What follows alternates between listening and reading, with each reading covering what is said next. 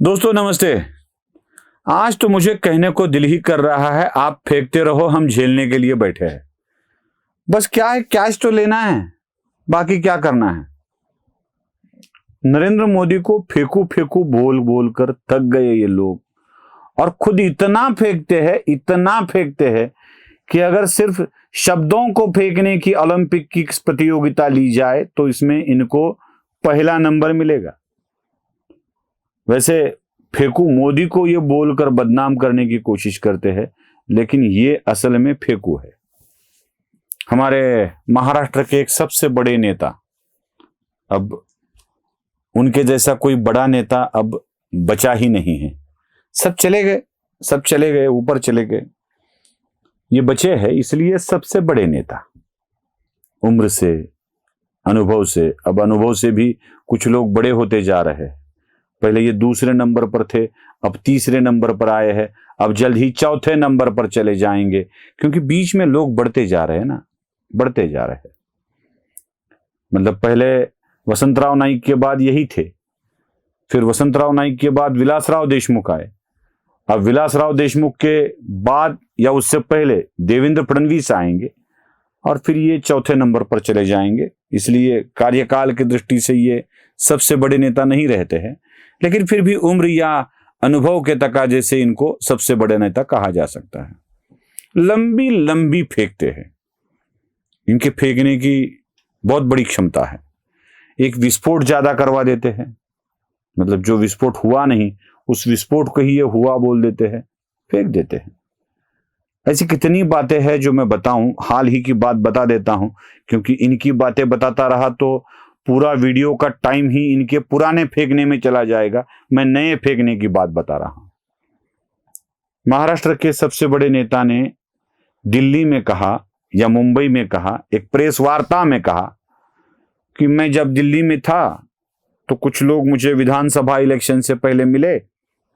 अभी दिखाता नहीं हूं इसलिए कि वो जो कुछ कहते हैं वो जल्दी समझ में नहीं आता है, बड़ा ध्यान लगा कर सुनना पड़ता है भाई। इतना ध्यान लगाना पड़ता है कि बस। उन्होंने कहा कि मैं जब दिल्ली में था तो बहुत सारे लोग मिलने आते हैं, तो कोई लोग मुझे मिलने आए, वो बोले इस चुनाव में महाराष्ट्र में मैं आपको 160 सीटें दिलवा सकता हूं, 288 सीटें हैं, 160 पर आपको जीत मिलेगी, ऐसा हम कुछ करवा सकते हैं।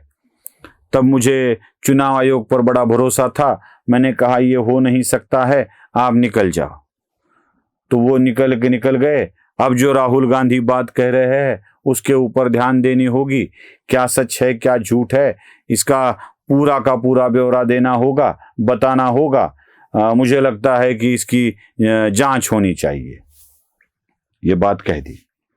अब साहब ने फेंका तो झेलने वाले भी तैयार थे, झेलने वालों ने झेला, वो मीडिया वाले। सांप थूक भी देते हैं, झेल लेते हैं, सांप फूंक भी मारते हैं तो झेल लेते हैं, सांप कुछ जो फेंके वो झेल लेते हैं। चाय बिस्कुट झेलने की आदत जो पड़ी है इन पत्रकारों को, झेल लेते हैं जो कुछ मिला। तो साहब ने बोला और झेल दिया और कह दिया कि साहब से लोग मिले। अब मेरा सवाल कुछ इस तरह का है, ये सवाल शरद पवार से मीडिया वाले क्यों नहीं पूछते, यही मेरा एक सवाल है। सबसे पहली बात, जो चीज शरद पवार को मिलकर वहां लोगों ने कह दी थी, वह बातें शरद पवार साल 1.5 साल से छिपाए हुए क्यों थे? तब से शरद पवार की बीजेपी के साथ दुश्मनी है। बीजेपी के लिए कोई काम करता हो और कोई बड़ा संघर्ष आपके, बड़ा मामला, बड़ा कांड आपके सामने आ रहा हो, तब शरद पवार ने यह बात क्यों नहीं की? 1.5 साल राहुल गांधी के बोलने के बाद ही ये क्यों बोल रहे हैं? आपको नहीं लगता कुछ गड़बड़ है? मुझे तो लगती है। 1.5 साल चुप रहने का कारण क्या है शरद पवार का?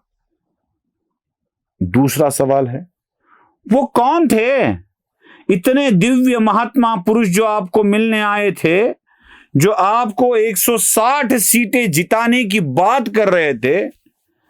कोई भी हो, बड़ा आदमी आया होगा आपको मिलवाने वाला, तो उसका नाम तो आपको याद होगा।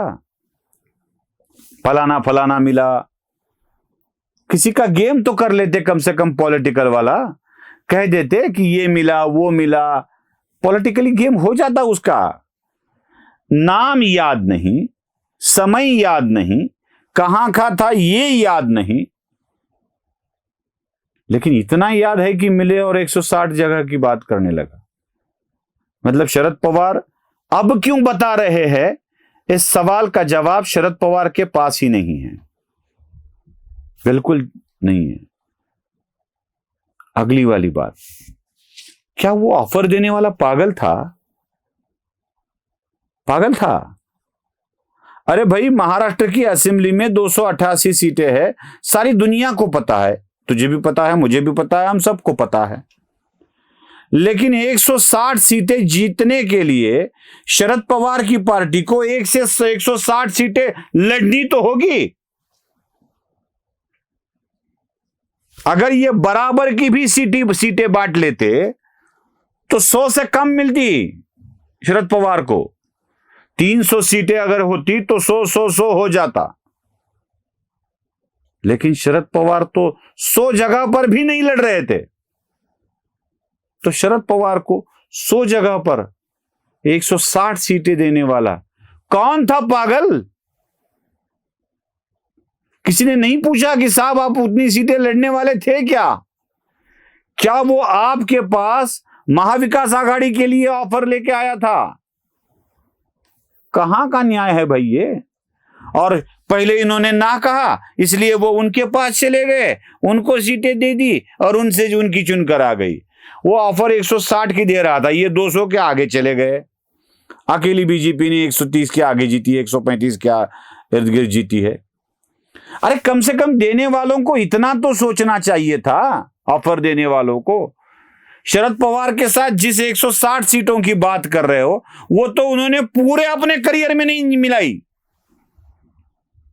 कभी 40, कभी 10, कभी 45, कभी 60, कभी 65, ऐसे ही घूमते रहे हैं शरद पवार। अगर नजदीकी चुनावों की बात की जाए तो 24, 19 और 14, इन तीनों चुनावों में मिलकर शरद पवार की एक टोटल सीटें 160 नहीं होती।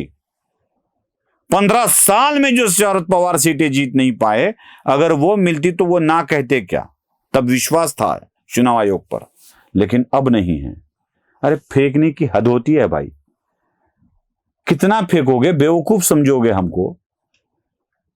इतने भी बेवकूफ नहीं है जितना आप लोग समझते हो। तब लोग थे होंगे जब आप सीएम बीएम थे और एक एक्स्ट्रा विस्फोट हुआ ये बोलते थे, तब लोग बेवकूफ होंगे, लेकिन अब नहीं है।